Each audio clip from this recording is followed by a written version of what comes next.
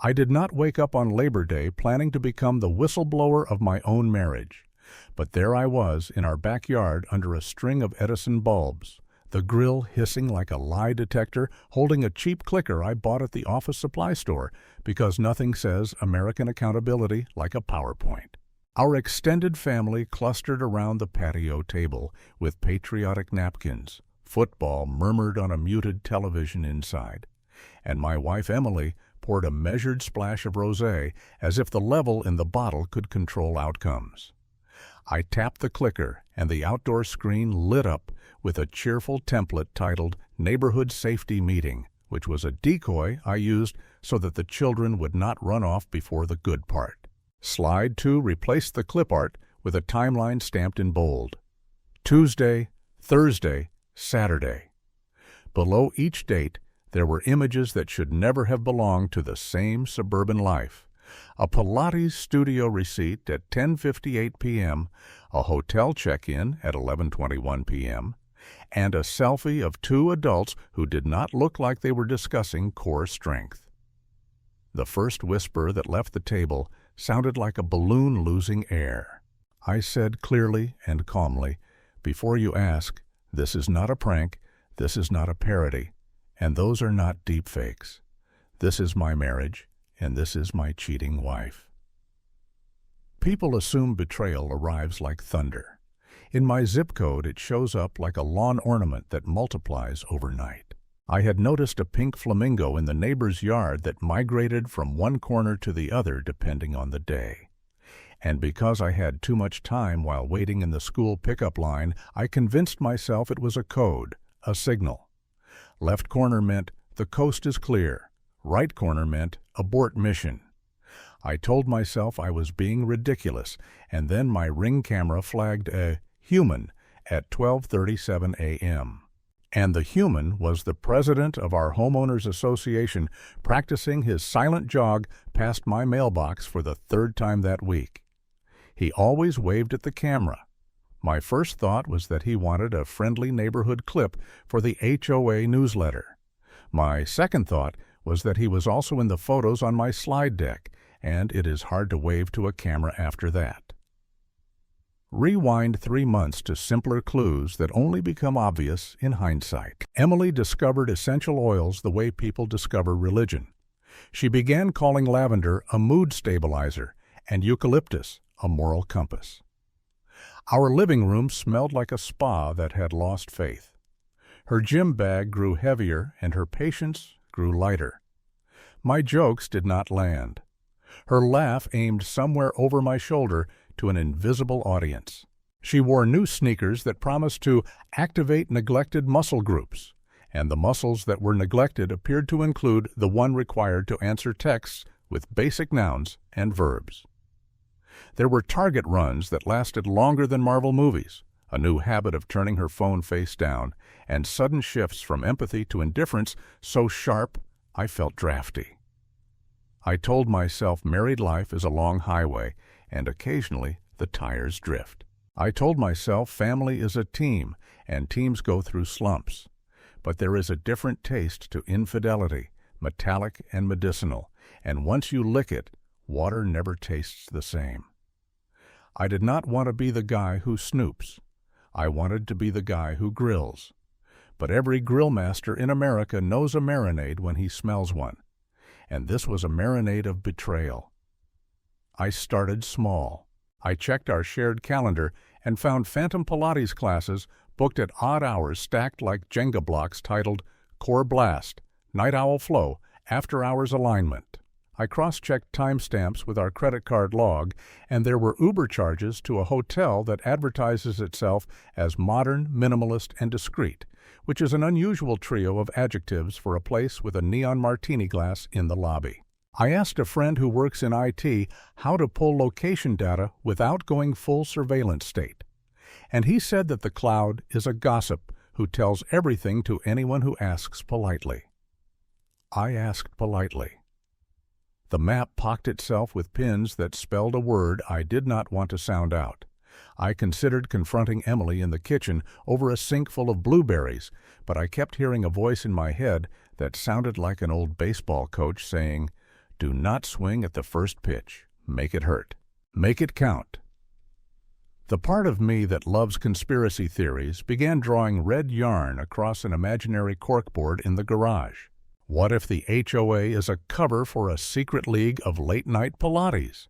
What if the Moms of Meadowlark Facebook group is actually a covert scheduling apparatus where emojis mean locations and recipes translate into hotel room numbers? What if the cashier at Trader Joe's, who always double bags anyone who buys everything, bagel seasoning, is the drop man? I was self-aware enough to know I was being ridiculous, and self-aware enough to keep going anyway. Absurdity is how Americans process panic. We take terror to the carnival and feed it a funnel cake. I interrogated the ordinary. The blue light on her phone face pulsing at midnight, the uptick in car air fresheners, the second set of keys on a ring I had never seen, the way she said, "my friend," without a name attached. When I looked at our wedding photos, I began to narrate them like a true crime podcast. The minister had a suspiciously symmetrical tie. The cake had 4 tiers like a coded message. The song we danced to had lyrics about forever that now sounded like a ransom note. I turned into a parody of a detective, and I knew it, but knowing you are in a parody does not change the fact that your life is still the punchline. I tried therapy with the calm lady who keeps a quartz on her desk. I told her I did not want revenge. I wanted clarity.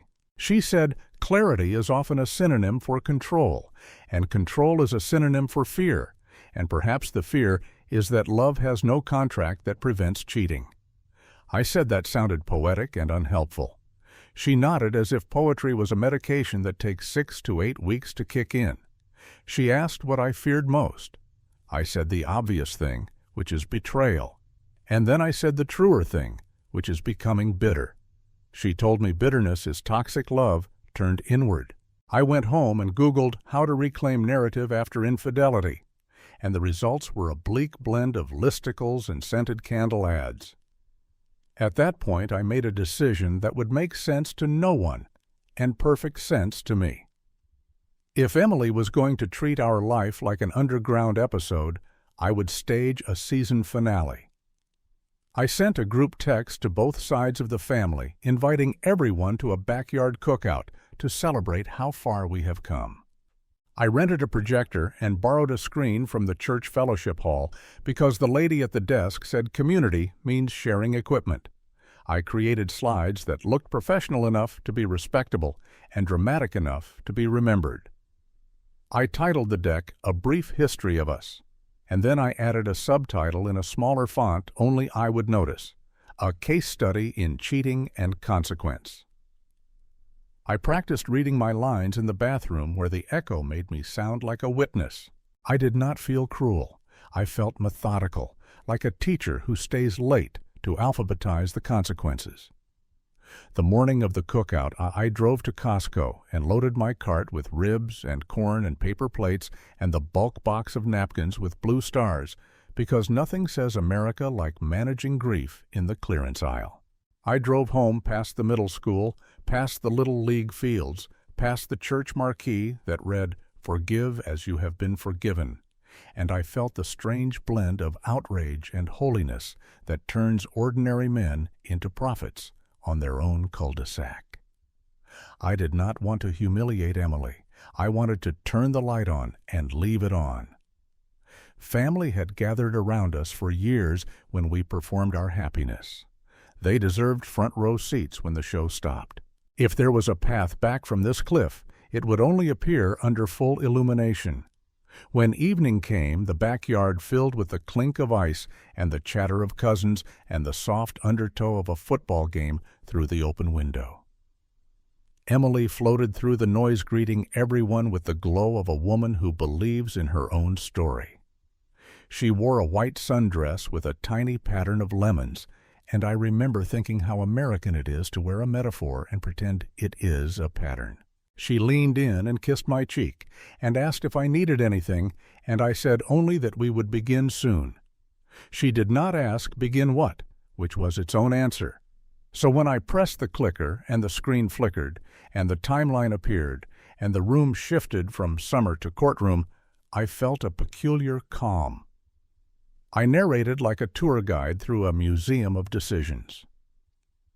Tuesday, Thursday, Saturday, the receipts, the map pins, the hotel lobby with neon that pretended to be nostalgia. I did not raise my voice. I did not editorialize. I did not call anyone names. I let the exhibits do the speaking and let the family do the hearing, because sometimes revenge is not an explosion but a display case. I said the words cheating wife exactly once, and I let them land.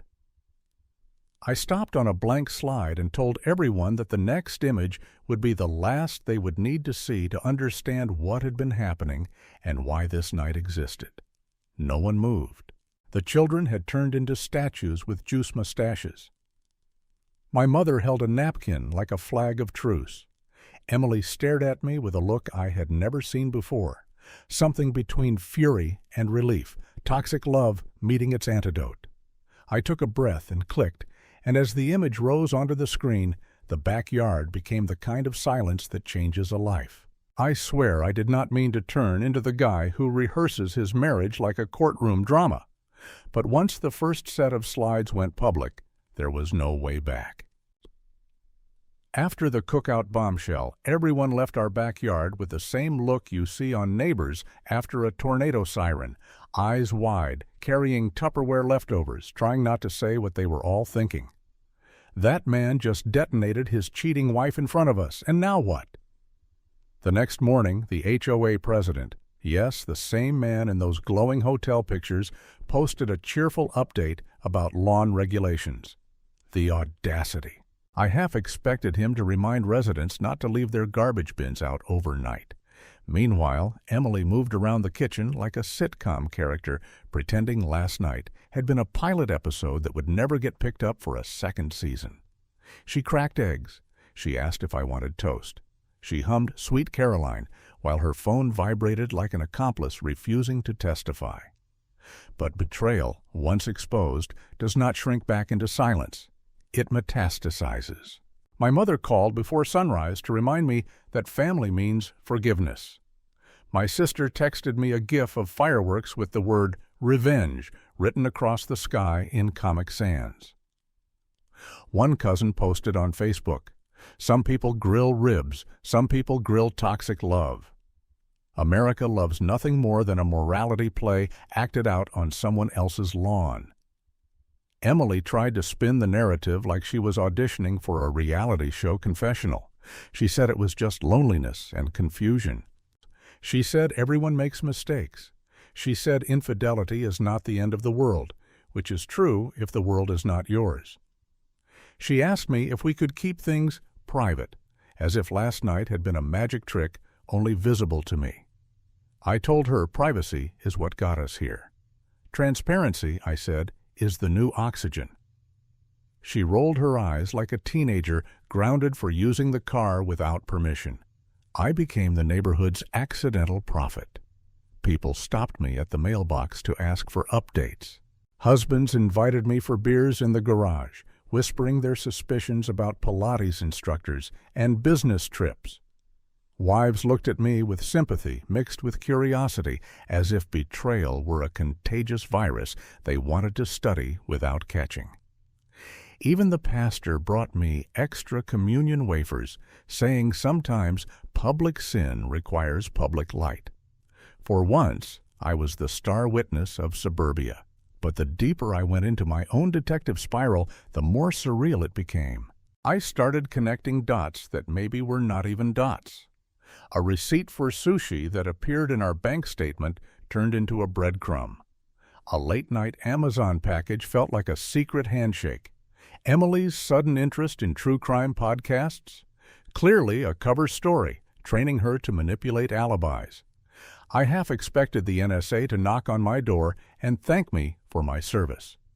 Conspiracy thinking becomes addictive. It is a drug where betrayal supplies the dosage. And then came the text messages. Oh, the text messages. I found them buried in a cloud backup like fossils waiting for a paleontologist with Wi-Fi. They were not clever. They were not romantic. They were logistical, blunt, American. Meet you at 11. Bring the card. Same room as before. If toxic love had a language, it would be shorthand laziness. Emily was cheating on me without even the courtesy of poetry. It felt like ordering betrayal from a drive-thru. I printed the messages and taped them to the garage wall, arranging them like a criminal investigation board. Revenge requires staging, and I wanted Act 2 to be airtight. This was no longer about heartbreak. This was about producing a finale that suburbia would remember. I wanted her to feel what I felt, not just humiliation, but exposure. The light was mine now.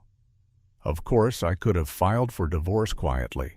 I could have packed a bag, called a lawyer, and ended it with the soft thud of paperwork. But Americans do not settle for paperwork. We want spectacle.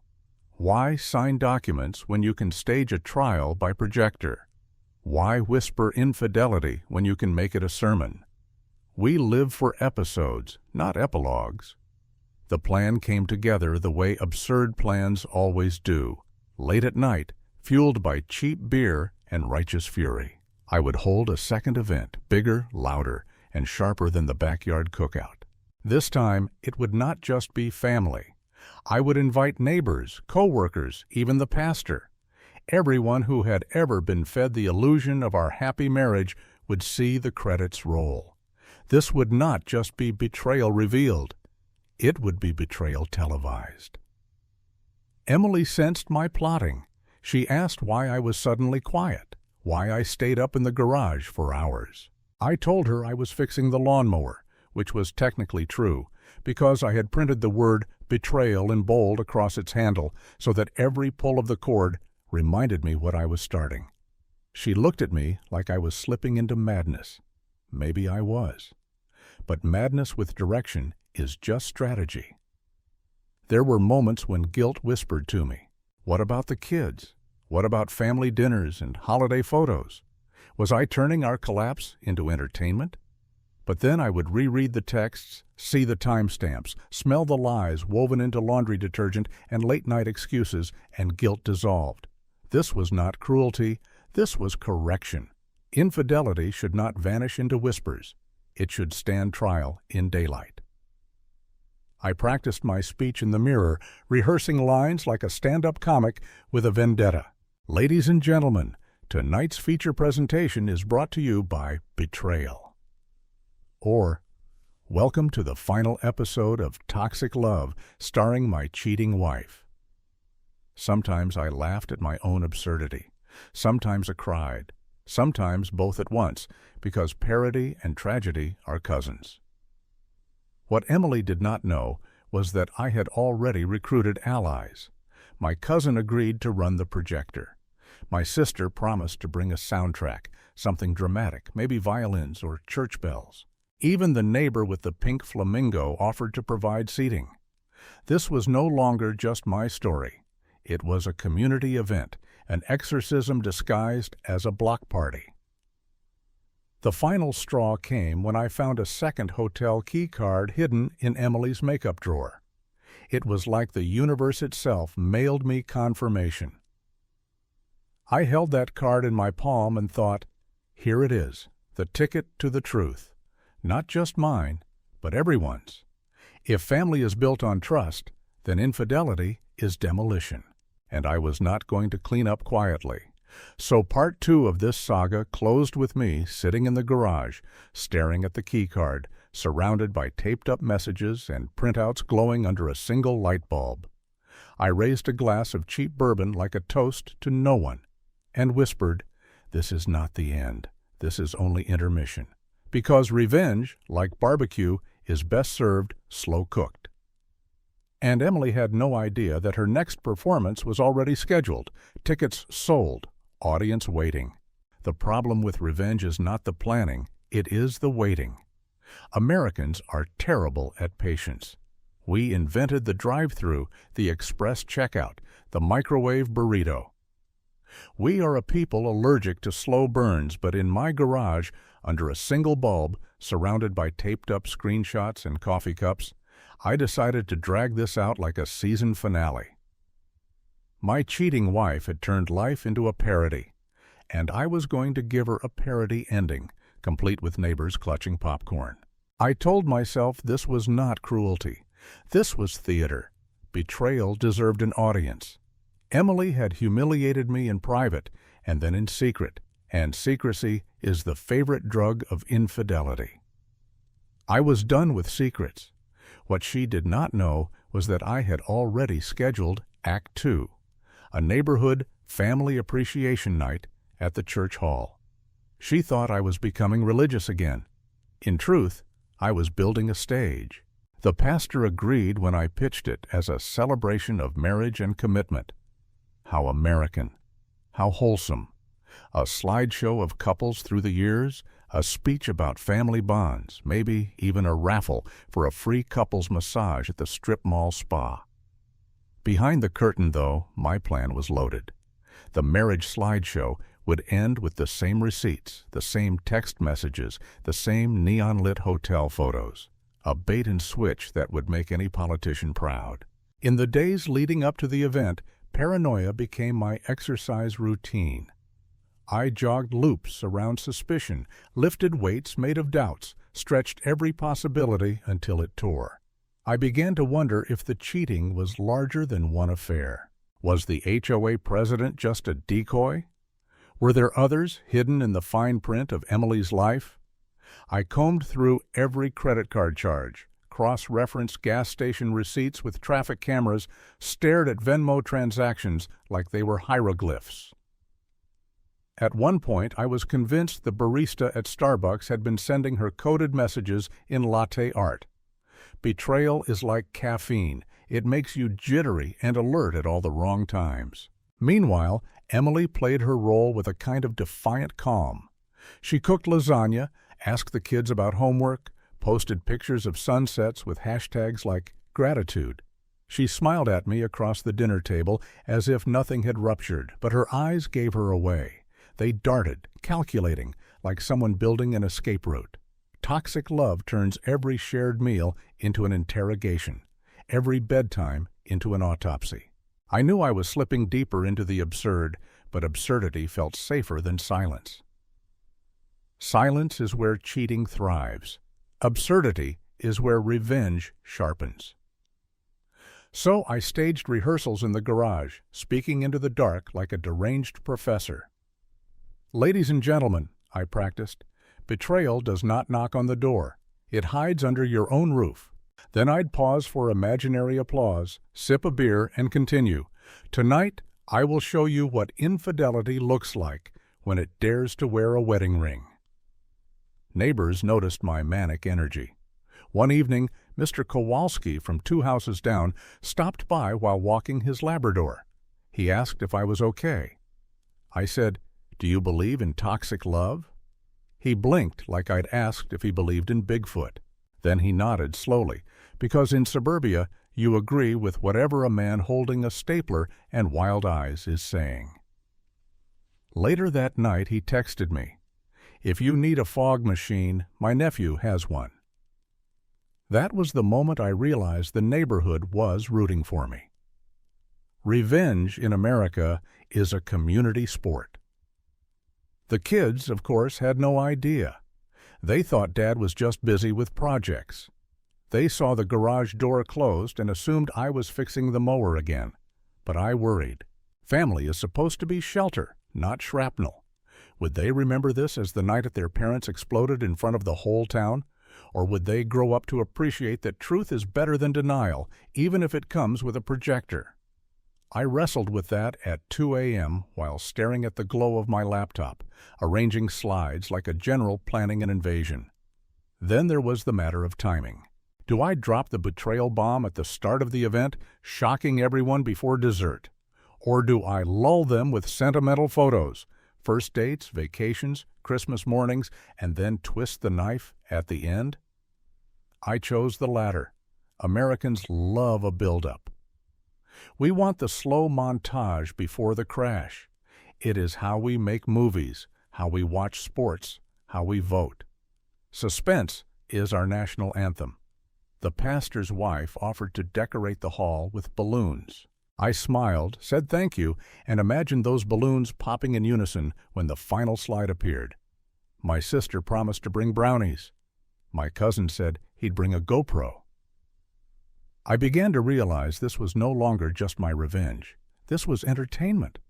A whole community, weary of small talk and reruns, was eager for spectacle. And I, the suburban dad in khakis, was the unlikely showrunner. Emily seemed to sense something. A week before the event, she confronted me in the kitchen. "You are planning something," she said. Her voice trembled between accusation and plea. I stirred my coffee and replied, "Just celebrating family." The word landed heavy. She narrowed her eyes, but she could not prove anything. Cheating thrives on doubt. Revenge thrives on certainty. I had certainty now. The night before the big reveal, I stood in the empty church hall, projector humming, screen glowing white. I imagined the seats filled, the whispers, the gasps. I imagined Emily's face frozen when the photos appeared. For a second, guilt tapped on my shoulder. Was I turning my life into satire? Was I parodying my own pain? Maybe. But when betrayal poisons the well, sometimes the only antidote is absurd theater. And Americans understand theater better than forgiveness. As I packed up, I glanced at the first slide again. Celebration of love and family. It looked so innocent, so Hallmark. I laughed out loud, the kind of laugh that echoes in empty spaces, half mad, half triumphant. Tomorrow, that title would become the setup to the darkest punchline of my life. Because tomorrow, betrayal would meet its audience. And my cheating wife would learn that infidelity in the suburbs is never a private sin. It is a public performance. The night of the family appreciation celebration arrived dressed like every other small-town American gathering. Folding chairs, Costco sheet cake, a raffle table loaded with gift cards for Olive Garden. Nobody suspected that the hall was wired not for fellowship, but for detonation. I wore a suit jacket I had not touched since my cousin's wedding, the kind that smelled faintly of mothballs and regret. Emily wore a bright floral dress that screamed optimism or denial, depending on your angle. She smiled for the guests, shaking hands, hugging relatives, the performance of a devoted wife. She did not know she was about to become the feature presentation. The first 30 minutes went as scripted. The pastor opened with a prayer about gratitude and family. My sister passed around brownies dusted with powdered sugar that looked like a crime scene had gone festive. The slideshow began with baby photos, graduations, wedding snapshots, nostalgia on loop. People chuckled, dabbed tears, whispered compliments. Emily leaned over and squeezed my hand like we were united, like the word betrayal had never entered our vocabulary. I almost laughed at the audacity.